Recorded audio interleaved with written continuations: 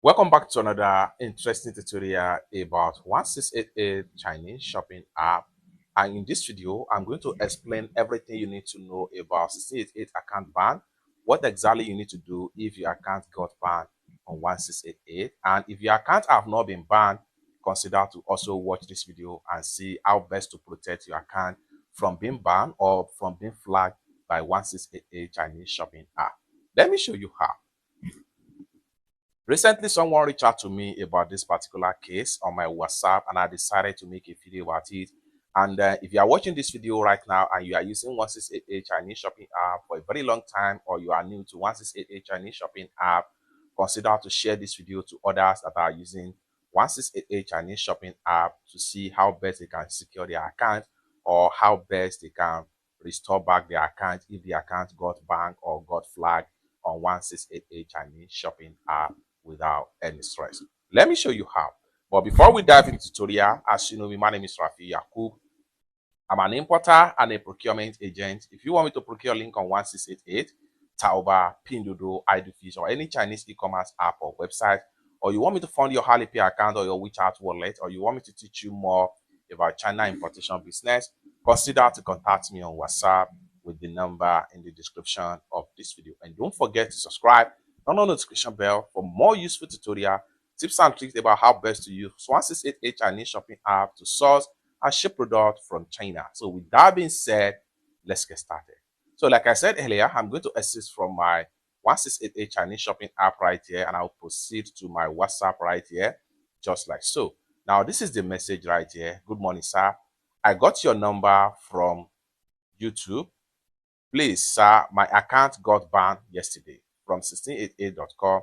I can't send message to any supplier. Now, this is the screenshots of the ban right here. Now, if you are in a preliminary stage of ban, you have something like this, which means that your message will be restricted. Okay.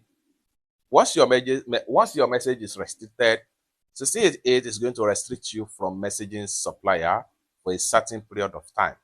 Now, from your own end, first thing you need to take into consideration, if you are getting flagged for the first time, consider you take a look at the dates and the time at which 1688 is going to unban your account. So in this regard, there is no need for panic. Just wait for 1688 time to elapse, and then your account will be unbanned without any stress. And this is only for preliminary stage of ban.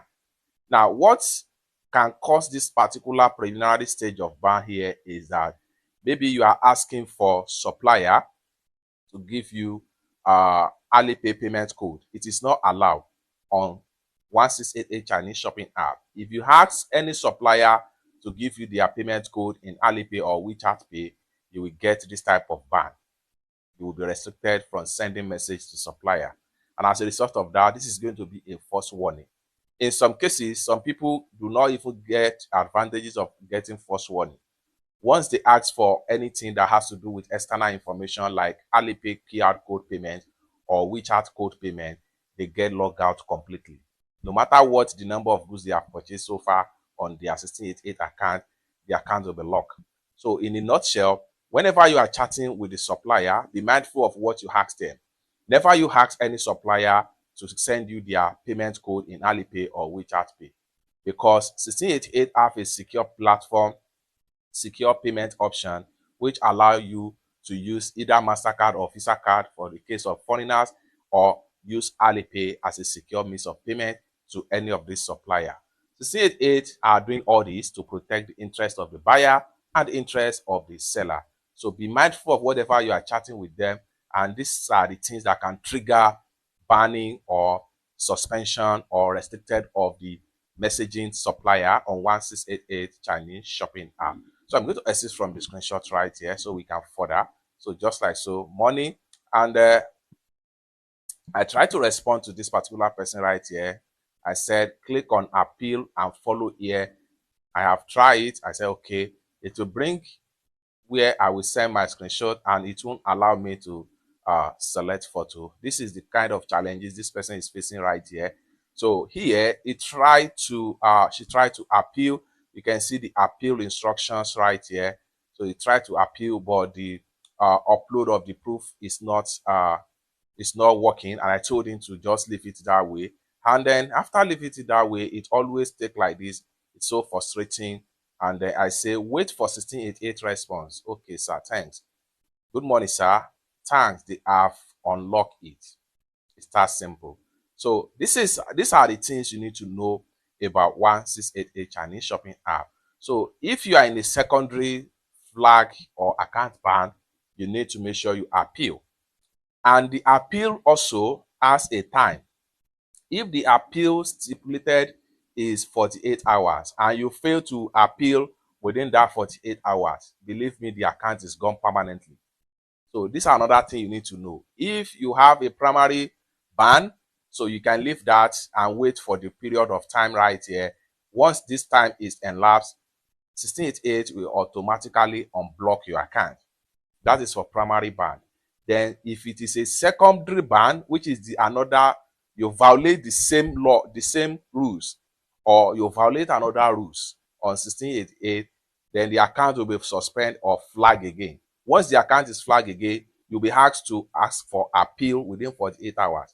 So if you fail to appeal for that within 48 hours, the 1688 team will take the account back and it is a permanently banned from that particular account. And one thing about permanently banned on 1688 is that once your account gets banned permanently on 1688, you cannot create another 1688 account on that same device, whether Android phone or iPhone or whatever device you are using, because the IP address of that particular phone is going to be flagged. As a result of that, if you have a secondary ban, that is, you violate the rules of using 1688 2 times or 3 times, and you got a permanently banned, they will also ban your IP address of that device. So in a nutshell, if you have a secondary ban of the terms of using on 1688 Chinese shopping app, you have to make sure you look for another device to create another account and place it in that regard. It's that simple. All in all, if you don't want to experience all these problems of account frozen, account flag, account suspension, as the case may be on 1688, be mindful of whatever you are chatting with the supplier. There are a lot of words, there are a lot of messages, there are a lot of screenshots, there are a lot of things that is not allowed on 1688 Chinese shopping app to discuss with supplier. Whatever you want to discuss with the supplier, make it neutral, make it be within the business line. Don't ever ask for external contact like phone number, like WhatsApp number, like Alipay code or WeChat pay code, as the case may be. There are a lot of them. You can check out more terms of users on 1688 Chinese shopping app in the customer support section. Read details about some of these violations so that you don't have issue with your 1688 Chinese shopping app account. It's that simple. For more useful tutorial, tips and tricks on how to source, ship products from China using 1688 Chinese shopping app, consider to subscribe.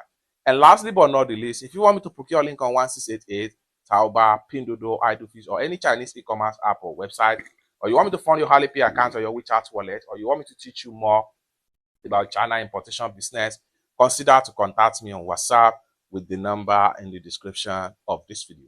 Thank you so much for watching, and I hope to see you in my next video. Bye for now.